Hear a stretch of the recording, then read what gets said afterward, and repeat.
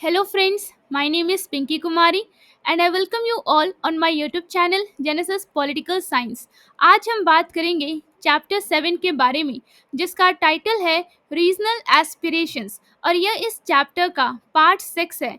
आपसे मेरा ये रिक्वेस्ट है कि इस वीडियो को देखने से पहले आप इसका पार्ट 1, पार्ट 2, पार्ट 3, पार्ट 4 और पार्ट 5 ज़रूर देखें और हम फॉलो कर रहे हैं आपकी NCERT text book that is politics in India since independence. चलिए हम इस चैप्टर को एक सिंपल और इजी तरीके से समझने की कोशिश करते हैं डायरेक्ट आपके एनसीईआरटी टेक्स्ट बुक के पेजेस को रीड करके। आपसे मेरा ये रिक्वेस्ट है कि इस वीडियो को जब भी देखें आप अपने एनसीईआरटी टेक्स्ट बुक के साथ बैठें। सबसे पहले हम बात करेंगे पेज नंबर 126 के बारे में और जो सबसे पहली हेडिंग है वो है द नॉर्थ ईस्ट। आप कह सकते हैं उत्तर पूर्व। In the north east regional aspirations reached a turning point in 1980s। आप कह सकते हैं कि उत्तर पूर्व में क्षेत्रीय आकांक्षाएं मतलब रीजनल एस्पिरेशंस 1980 के दशक में एक निर्णायक मोड़ पर पहुंच गईं। This region now consist of 8 states. आप कह सकते हैं कि यह क्षेत्र अब 8 राज्यों से मिलकर बना है। Arunachal Pradesh, Assam, Nagaland, Manipur, Tripura, Mizoram and Meghalaya, which earlier constituted the Northeast region, are often called the Seven Sisters. आप कह सकते हैं कि अरुणाचल प्रदेश, असम, नागालैंड, मणिपुर, त्रिपुरा, मिजोरम और मेघालय जो पहले उत्तर पूर्व क्षेत्र का हिस्सा थे को अक्सर 7 बहनें मतलब द सेवन सिस्टर्स कहा जाता है। Sikkim, which has been added to the list in is referred to as the brother to those 7 states. आप कह सकते हैं कि सिक्किम जिसे सूची में जोड़ा गया है उन 7 राज्यों का भाई कहा जाता है। The region has only 4% of the country's population but about twice as much share of its area. आप कह सकते हैं कि इस क्षेत्र की जनसंख्या केवल देश की 4% मतलब 4% है, लेकिन इसका क्षेत्रफल लगभग दोगुना है। A small corridor of about 22 kilometers connects the region to the rest of the country. आप कह सकते हैं कि लगभग 22 किलोमीटर मतलब 22 किलोमीटर का एक छोटा मार्ग इस क्षेत्र को देश के बाकी हिस्सों से जोड़ता है। Otherwise, the region shares boundaries with China, Myanmar, and Bangladesh and serves as India's gateway to Southeast Asia. आप कह सकते हैं कि अन्यथा यह क्षेत्र चीन, म्यांमार और बांग्लादेश से सीमाएं साझा करता है और भारत के लिए दक्षिण पूर्व एशिया मतलब साउथ ईस्ट एशिया का प्रवेश द्वार है मतलब कि गेटवे है। The region has witnessed a lot of change since 1947. आप कह सकते हैं कि इस क्षेत्र ने 1947 के बाद से कई बदलाव देखे हैं। Tripura, Manipur and Khasi Hills of Meghalaya were erstwhile princely states which merged with India after independence. आप कह सकते हैं कि त्रिपुरा, मणिपुर और मेघालय के खासी हिल पहले रियासी राज्य थे मतलब देवर erstwhile princely states जो स्वतंत्रता के बाद भारत में शामिल हो गए। The entire region of Northeast has undergone considerable political reorganization. आप कह सकते हैं कि उत्तर पूर्व का पूरा क्षेत्र महत्वपूर्ण राजनीतिक पुनर्गठन मतलब पॉलिटिकल रीऑर्गेनाइजेशन से गुजरा है। Nagaland state was created in 1963, Manipur, Tripura and Meghalaya in 1972 while Mizoram and Arunachal Pradesh became separate states only in 1987. आप कह सकते हैं कि नागालैंड राज्य 1963 में बनाया गया, मणिपुर, त्रिपुरा और मेघालय 1972 में, जबकि मिजोरम और अरुणाचल प्रदेश केवल 1987 में अलग राज्य बने। The partition of India in 1947 had reduced the northeast to a landlocked region and affected its economy. आप कह सकते हैं कि 1947 में भारत के विभाजन ने उत्तर पूर्व को एक भू आबद्ध क्षेत्र मतलब अ लैंड लॉक्ड रीजन में बदल दिया और इसकी अर्थव्यवस्था मतलब इकोनॉमी पर प्रभाव डाला। Cut off from the rest of India, the region suffered neglect in developmental terms. आप कह सकते हैं कि भारत के बाकी हिस्सों से अलग होने के कारण इस क्षेत्र को विकास के मामले में अपेक्षा मतलब नेग्लेक्ट का सामना करना पड़ा। Its politics to remain insulated. आप कह सकते हैं कि इसकी राजनीति भी अलग थलग बनी रही। At the same time, most states in this region underwent major demographic changes due to influx of migrants from neighboring states and countries. आप कह सकते हैं कि साथ ही इस क्षेत्र के अधिकांश राज्यों ने पड़ोसी राज्यों और देशों से प्रवासियों मतलब माइग्रेंट्स के आगमन के कारण महत्वपूर्ण जनसंख्याकीय बदलाव देखे मतलब कि मेजर डेमोग्राफिक चेंजेस देखे। The isolation of the region, its complex social character, and its backwardness compared to other parts of the country have all resulted in the complicated set of demands from different states of the Northeast. आप कह सकते हैं कि इस क्षेत्र का अलगाव, इसकी जटिल सामाजिक संरचना मतलब इट्स कॉम्प्लेक्स सोशल कैरेक्टर और देश के अन्य हिस्सों की तुलना में इसका पिछड़ा होना सभी ने उत्तर पूर्व के विभिन्न राज्यों से जटिल मांगों का कारण बन कारण बना। The vast international border and weak communication between the Northeast and the rest of India have further added to the delicate nature of politics there. आप कह सकते हैं कि विस्तृत अंतर्राष्ट्रीय सीमा मतलब वास्ट इंटरनेशनल बॉर्डर और उत्तर पूर्व तथा भारत के बाकी हिस्सों के बीच कमजोर संचार मतलब कि वीक कम्युनिकेशन ने वहां की राजनीति की नाजुक प्रकृति मतलब कि आप कह सकते हैं डेलिकेट नेचर को और बढ़ा दिया है। Three issues dominate the politics of Northeast: demands for autonomy, movements for cession, and opposition to outsiders. आप कह सकते हैं कि उत्तर पूर्व की राजनीति में तीन मुद्दे प्रमुख हैं: स्वायत्तता की मांग मतलब डिमांड्स फॉर ऑटोनॉमी, पृथकतावादी आंदोलन मतलब मूवमेंट्स फॉर सेशन और बाहरी लोगों मतलब आउटसाइडर्स के खिलाफ विरोध। Major initiatives on the first issue in the 1970s set the stage for some dramatic developments on the second and the third in the 1980s.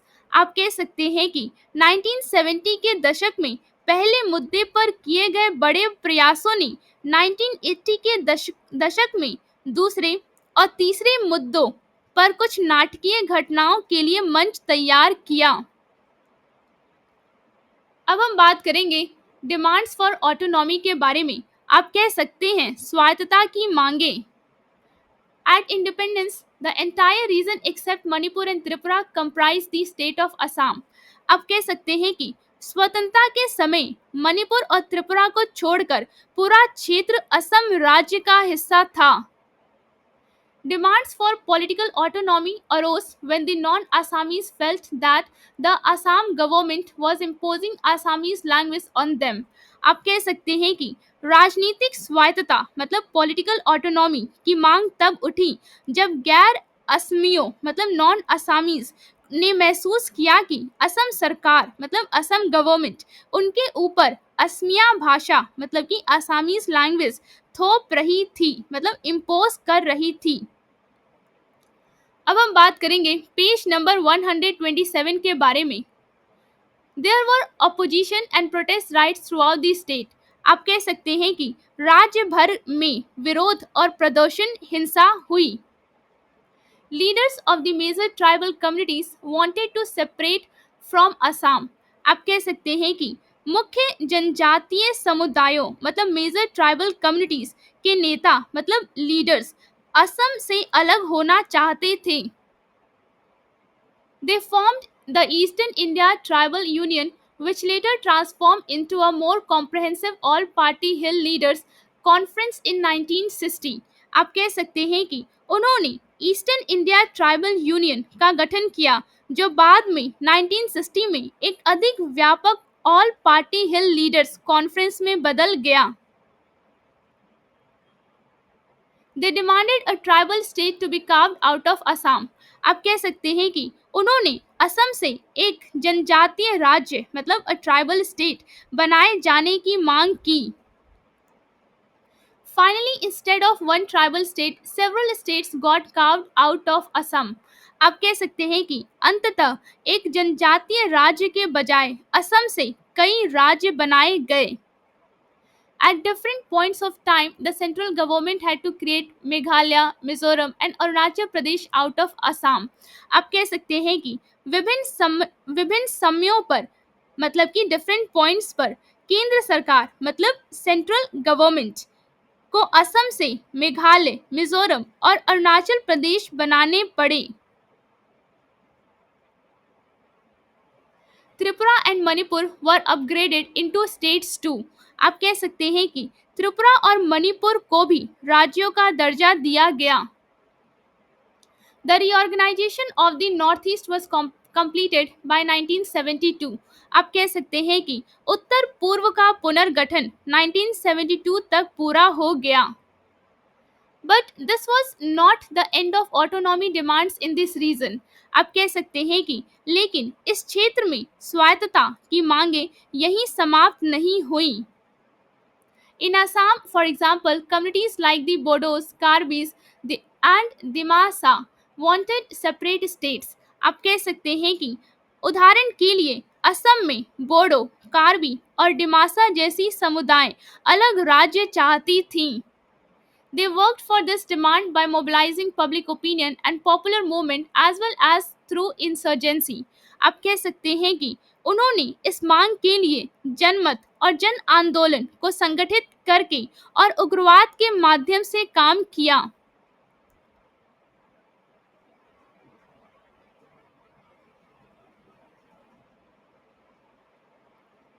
Often the same area was claimed by more than one community। आप कह सकते हैं कि अक्सर एक ही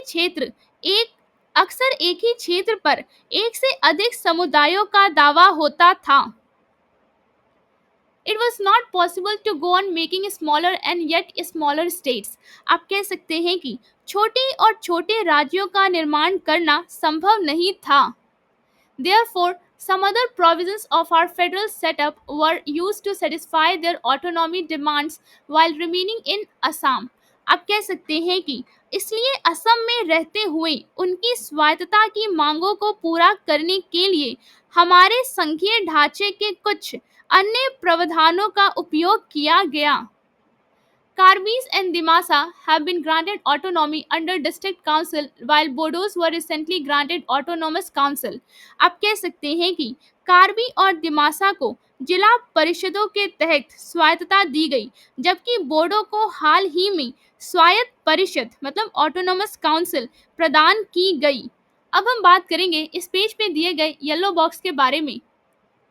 लाल डेंगा जिनका time period है 1937 से लेकर 1990, founder and leader of the Mizo national front. आप कह सकते हैं कि मिजो नेशनल फ्रंट के संस्थापक और नेता। Turn into a rebel after the experience of the famine in 1959। आप कह सकते हैं कि 1959 में अकाल के अनुभव के बाद विद्रोही बन गए। led an armed struggle against India for 2 decades। आप कह सकते हैं कि भारत के खिलाफ 2 दशकों तक सशस्त्र संघर्ष का नेतृत्व किया। reached a settlement and signed an agreement with Prime Minister Rajiv Gandhi in 1986. आप कह सकते हैं कि 1986 में प्रधानमंत्री राजीव गांधी के साथ समझौता किया और एक अनुबंध मतलब कि एग्रीमेंट पर हस्ताक्षर किए। became the chief minister of the newly created state of Mizoram। आप कह सकते हैं कि नए बनाए गए मिजोरम राज्य के मुख्यमंत्री बने। अब हम बात करेंगे सेशनिस्ट मूवमेंट्स के बारे में। आप कह सकते हैं अलगाववादी आंदोलनों के बारे में। Demands for autonomy were easier to respond to, for these involved using the various provisions in the constitution for accommodation of diversities। आप कह सकते हैं कि स्वायत्तता की मांगों का जवाब देना आसान था क्योंकि इसके लिए विविधताओं को समायोजित करने के संविधान के विभिन्न प्रावधानों का उपयोग किया जा सकता था। It was much more difficult when some groups demanded a separate country, not in momentary anger, but consistently as a principled position। आप कह सकते हैं कि यह बहुत कठिन था जब कुछ समूहों ने अलग देश की मांग की, ना कि क्षणिक क्रोध में, बल्कि लगातार एक सैद्धांतिक स्थिति मतलब प्रिंसिपल्ड पोजीशन के रूप में। The country's leadership faced this problem for a very long time in at least two states in the northeast। आप कह सकते हैं कि देश के नेतृत्व को उत्तर पूर्व के कम से कम दो राज्यों में इस समस्या का बहुत लंबे समय तक सामना करना पड़ा। A comparison of these two cases offers us a lesson in democratic politics।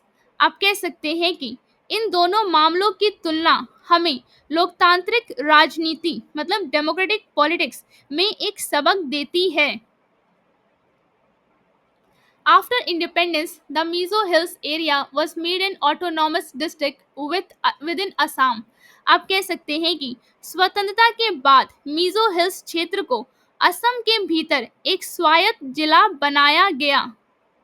Some Mizos believed that they were never a part of the British India and therefore did not belong to the Indian Union।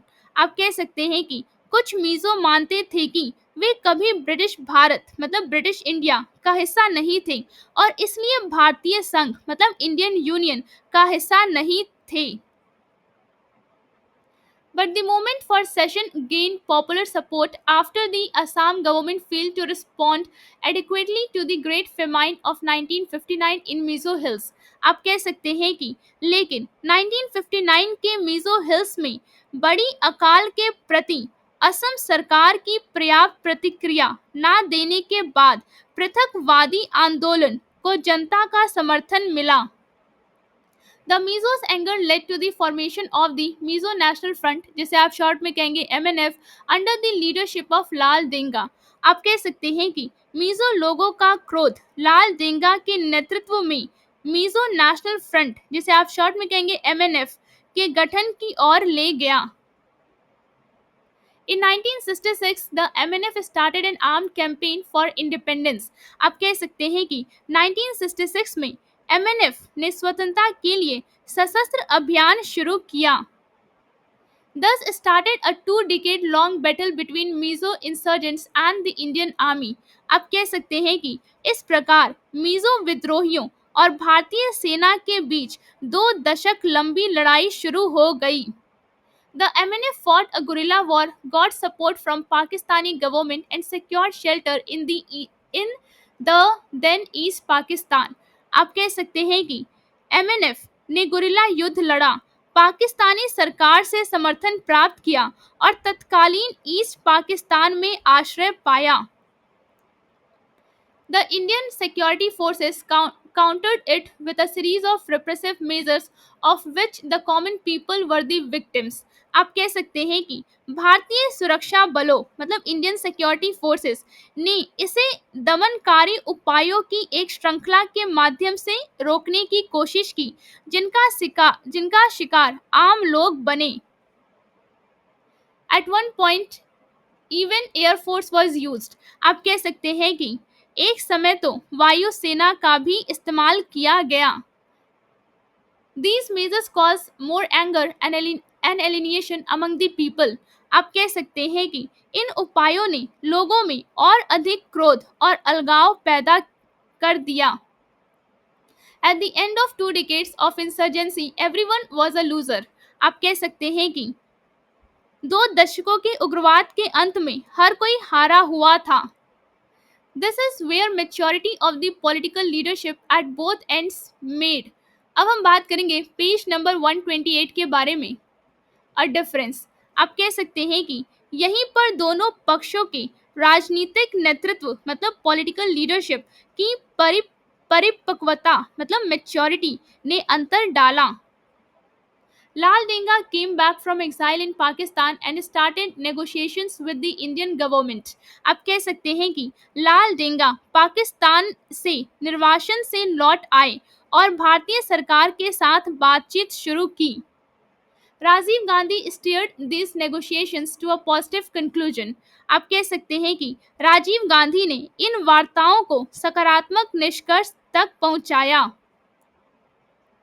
In 1986, a peace agreement was signed between Rajiv Gandhi and Lal Denga. आप कह सकते हैं कि 1986 में राजीव गांधी और लाल डेंगा के बीच एक शांति समझौते पर हस्ताक्षर किए गए. As per this accord, Mizoram was granted full-fledged statehood with special powers and MNF agreed to give up secessionist struggle. आप कह सकते हैं कि इस समझौते के अनुसार मिजोरम को विशेष अधिकारों के साथ पूर्ण राज्य का दर्जा दिया गया और एमएनएफ ने पृथकवादी संघर्ष छोड़ने पर सहमति दी. Laldenga took over as the chief minister. आप कह सकते हैं कि लाल डेंगा ने मुख्यमंत्री के रूप में कार्यभार संभाला. This accord proved a turning point in the history of Mizoram. आप कह सकते हैं कि यह समझौता मिजोरम के इतिहास में एक निर्णायक मोड़ साबित हुआ. Today Mizoram is one of the most peaceful places in the region and has taken big strides in literacy and development. आप कह सकते हैं कि आज मिजोरम क्षेत्र के सबसे शांतिपूर्ण स्थानों में से एक है और शिक्षा मतलब कि लिटरेसी व विकास मतलब डेवलपमेंट में बड़ी प्रगति की है. The story of Nagaland is similar to Mizoram except that it started much earlier and has not yet had such a happy ending.